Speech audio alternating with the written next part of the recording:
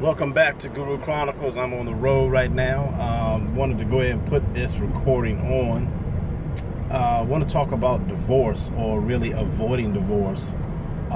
As you know, the past few years, for a while, the rate has been at 50%. So for every 10 people that get married, 10 couples that get married, five of those couples, 50%, 40 to 50% of those couples end up getting divorced. We have a problem. We're setting a very, very bad example for our youth, for our children, for our families. And I know in our families we've experienced a lot of divorce and things such as that. But what I want to challenge all the viewers with is, why divorce? Why is that the first option? Why can't we go through the pain of working things out? Even if your spouse has hurt your feelings, even if they've done something to hurt you, have we forgotten and just abandoned forgiveness? Are we moving into a culture that truly has no compassion for even your own spouse? I mean, is it like one strike you're out? What's really going on with that? You know, what's happening with our society where people in their third, fourth, fifth, sixth marriage, and I mean things happen. I have family members who have divorced and some things just could not be reconciled. But this is more so for those of us who are really just getting into the seat of marriage, or if you're on that second trial, or you know, God willing, you might be on your third or what have you. Wherever you are, you're going into another commitment with prior breakage to a previous commitment. And so I want to challenge and encourage us to learn from what we experienced. What did we go through before? What was it that we didn't do? Because I don't believe it's always one person when it comes to divorce.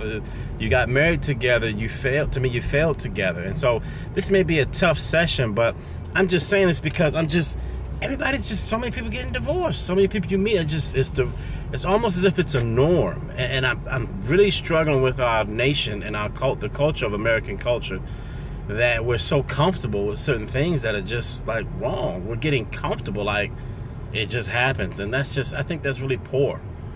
I don't think that's really good. So I want to challenge us. To me, first, forgiveness. Not even first forgiveness, communication, talking things through. And I think the problem with a lot of failed marriages, a lot of people just aren't honest with themselves. You're not honest in the covenant. You're not honest from the beginning. You're not honest. And so with that comes all these avalanche of issues of communication that ends up happening. Next, forgiveness. Once you find out what's going on, can you forgive? Is it in your heart? Can you move on? Can you get past these emotions? Do you really want to start over and rebuild with somebody else? Do you want to go through the fake 2-year acting like everything's all peaches and cream, going through the honeymoon phase? I mean, I think if we're more honest with ourselves, if we communicate more thoroughly, I really think we will see a difference in our relationships. And when you're in your relationship, be honest, be truthful. Time when you're speaking to one another, and show respect to one another when you're trying to communicate, especially if you have a difference. Make sure that you are listening to your spouse. Husbands, listen to your wives. Listen, I'm still learning how to listen to my wife, and there's times she got to listen to me. But I know this year we celebrate 18 years.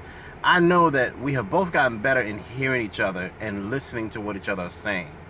And that's made our communication, it's made our relationship so much better. But if you're married and you're on your own agenda and you're doing your own thing, you're definitely part of the problem.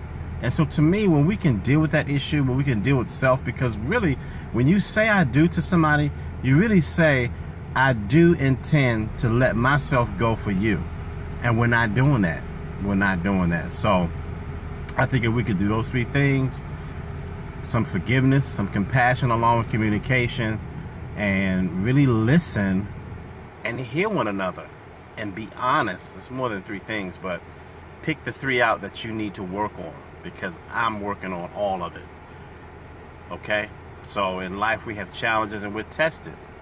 We go through, but you got to stay tuned in with the Soul Guru. Tune in next week. I'm out.